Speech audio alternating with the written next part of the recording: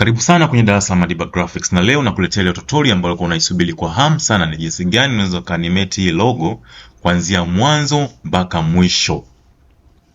Kama unataka hii project nzima ipo katika ukurasa wangu wa YouTube pale, ingia YouTube, search Madiba GFX, utakutana na hili darasa na utaangalia from start to finish. Tupo katika viewport ya rendering. Hii viewport ya rendering ni ile final kwenda kuangalia kitu ambacho tunaenda kukitoa kitaonekanaje. Sasa hapa tupo hapa nikukuonyesha kwamba tumesha apply material, lakini kama nilivyokuambia, kama unataka from start to finish tuna apply material hadi tunafikia level hii ya kufanya, hii ndo project file yetu. Kuna right huku, kuna light upande huu, kuna light upande huu, kuna light juu hapa, kuna light ambayo inapiga backdrop. Tunaona kuangalia kwamba ni full setup ambayo imekamilika, na kamera yetu ambayo nimeiposition upande huu hapa. Tukija kuview kwenye kamera, tuna kitu ambacho tunakiona ni hichi hapa.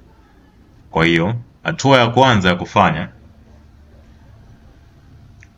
kutoka nje ya kamera. Shatoka nje ya kamera, tunakuja kuangalia hapa. Umeona, utagundua tuna maneno yetu ambayo